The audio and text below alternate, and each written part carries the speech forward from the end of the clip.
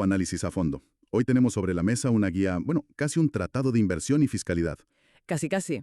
Está diseñado específicamente para el personal del sector salud en México y con una proyección muy clara hacia 2026. Sí.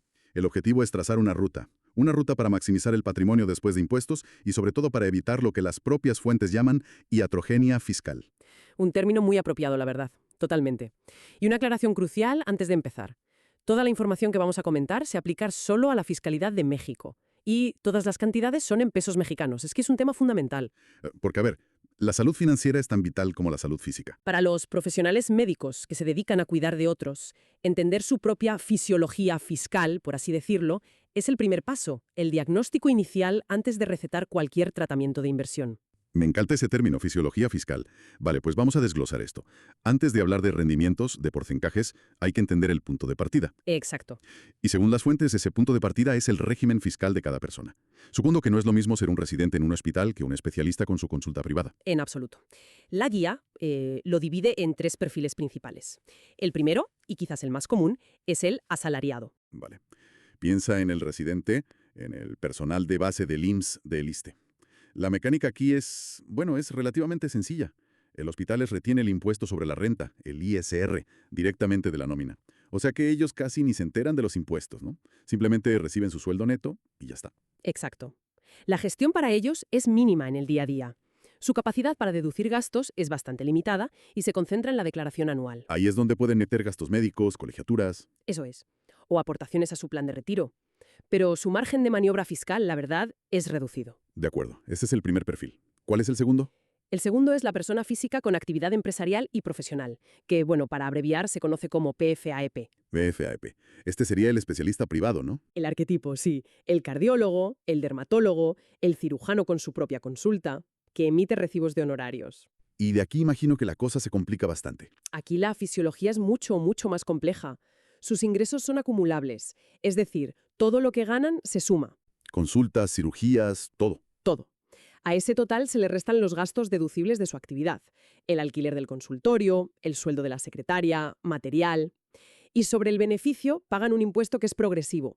Un momento, progresivo significa que cuanto más ganas, más alto es el porcentaje que pagas, ¿correcto? Exactamente.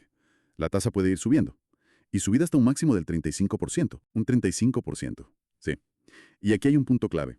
Esto hace que este perfil sea muy sensible a los ingresos extra que vengan de inversiones, porque ese dinero se puede sumar a sus ingresos y acabar tributando a esa tasa altísima. Entendido. O sea que para este perfil, cada euro que gane de una inversión, cada peso, se suma a lo que gana en la consulta y puede acabar pagando un 35% por él. En muchos casos sí, es así de directo. Por eso la estrategia fiscal para ellos es tan crucial. Y eso nos lleva al tercer régimen. El famoso RESICO. El RESICO, o régimen simplificado de confianza, que ha sido una auténtica revolución. He oído hablar mucho de él. Los números que se manejan parecen casi irreales. Lo son. Para muchos es la joya del sistema. En lugar de esa estructura de ingresos menos deducciones, el RESICO aplica una tasa bajísima, de entre el 1 y el 2,5%. Espera, del 1 al 2,5%. Eso. Es una trampa. ¿Dónde está el truco? Pues como en medicina, cuando algo parece demasiado bueno, hay que leer la letra pequeña. Las contraindicaciones. Claro. Y la fuente es muy clara. Lo llama una contraindicación absoluta. Para estar en RESICO no puede ser socio o accionista de otras empresas. Ah. Y esto, que puede parecer un detalle técnico, tiene unas implicaciones enormes para cualquier estrategia de inversión. Enormes. Vale, la anatomía fiscal está clara. Asalariado, PFAEP y el RESICO con su contraindicación. Ahora las fuentes alertan de un cambio para 2026. Sí, un cambio que afecta, y cito, a la presión arterial de las inversiones. Hablan de la subida de la tasa de retención provisional del ISR. Suena muy técnico. Lo es, pero su impacto es muy práctico. Para 2026, la tasa de retención que los bancos aplican sobre el capital invertido en renta fija, como pagarés o los CETES. Perdona que te interrumpa. ¿Podemos aclarar qué son los CETES, para quien no lo sepa? Claro. Los CETES son certificados de la Tesorería de la Federación. Son, básicamente, bonos del gobierno mexicano. La inversión de menor riesgo del país. Perfecto, gracias. Entonces, ¿qué pasa con esa tasa de retención? Pues que esa tasa sube al 0,90% anual. Y la pregunta es, ¿significa que me suben los impuestos? ¿Es un impuesto nuevo? Esa era mi siguiente pregunta, sí. Y la respuesta es no, no exactamente. No es un impuesto nuevo. Es, en esencia, un pago adelantado a cuenta de tu impuesto anual. O sea que el impacto no es en el total que pagas, sino en el día a día. Justo, el impacto es sobre tu liquidez. en el flujo de efectivo que recibes mes a mes. Al retenerte más por adelantado, tienes menos dinero disponible durante el año. Las fuentes ponen un ejemplo clínico que lo deja muy claro. Con una inversión de 1.000.000 de pesos, el banco te retendrá automáticamente 9.000 pesos al año. Eso es. Y aunque ese dinero luego se ajuste, la realidad es que son 9.000 pesos que no están en tu bolsillo. No están generando interés compuesto. Exactamente. Se reduce tu flujo de efectivo. Luego, en la declaración anual, en abril, se hace el cálculo final. Si te retuvieron de más, el SAT te lo devuelve. Si no, pues pagas la diferencia. Pero el efecto inmediato es una menor liquidez. Aquí es donde la cosa se pone muy interesante porque, con este contexto, elegir bien dónde pones tu dinero es todavía más importante. Y una de las mayores confusiones está entre las SOFIPOS y los bancos. Es que a menudo se mezclan dos conceptos que son totalmente distintos: el beneficio fiscal y el seguro de depósito. A ver, empecemos por las SOFIPOS, Sociedades Financieras Populares, ¿no? Tipo NU, Finsus. Esas mismas.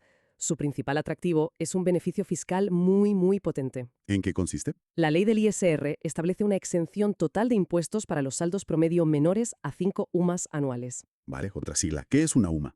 Buena pregunta. La UMA es la Unidad de Medida y Actualización. Es una referencia que establece el Gobierno cada año. Para 2026 se estima que esas 5 UMAs serán unos 210.000 pesos. O sea, si tienes menos de ese dinero en una SOFIPO, no pagas nada de impuestos por lo que ganas. Nada. El rendimiento es íntegro. El bruto es igual al neto. Ni un solo peso de ISR. Entendido el beneficio fiscal, que es enorme, pero ¿y el riesgo? Si dan rendimientos tan altos y sin impuestos, ¿mi dinero está igual de seguro que en un banco de toda la vida? Esa es la pregunta del millón. Y la respuesta está en el seguro de depósito. Las SOFIPOS tienen un seguro, el ProSOFIPO, pero su cobertura es limitada. ¿Limitada a cuánto? Protege hasta 25.000 UDIs. Y ahora la pregunta obvia. ¿Qué son las UDIs? Las UDIs son unidades de inversión. Es otra unidad de cuenta, como la UMA, pero su valor se ajusta a diario con la inflación, lo que es muy bueno. Vale. ¿Y 25.000 UDIs en pesos cuánto es? Para 2026, unos 220.000 pesos mexicanos. Y aquí viene la advertencia clave de la guía, lo que llama la prescripción de seguridad. ¿Qué es? No se recomienda, bajo ningún concepto, tener más del monto asegurado en una única SOFIPO. Es un error muy común. Claro, porque si quiebra... Si quiebra y tenías 300.000 pesos, el seguro solo te devuelve 220.000. El resto, los 80.000 excedentes, simplemente los pierdes. O sea que la estrategia es diversificar, repartir el dinero en varias SOFIPOS si tienes más de ese umbral. Esa es la estrategia correcta. Entendido. Entonces, para capitales más grandes, esto parece un lío.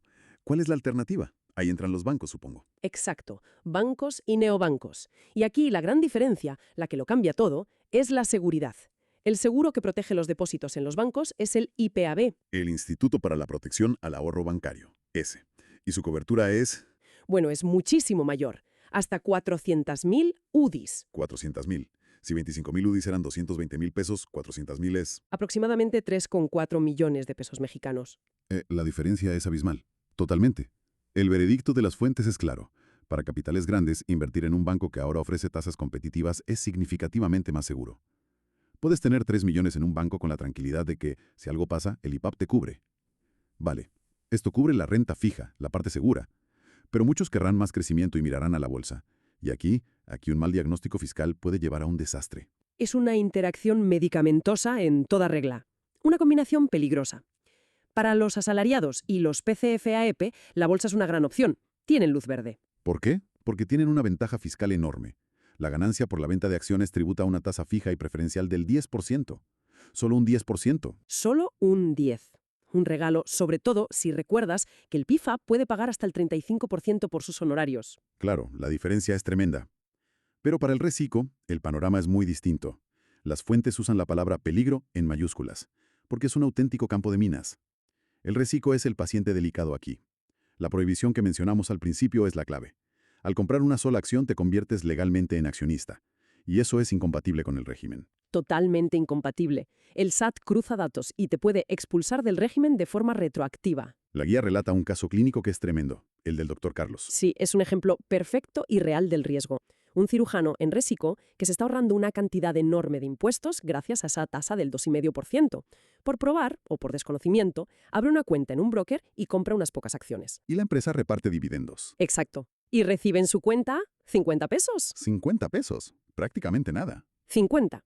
Pero el SAT detecta ese ingreso por dividendos y determina que al ser accionista es incompatible.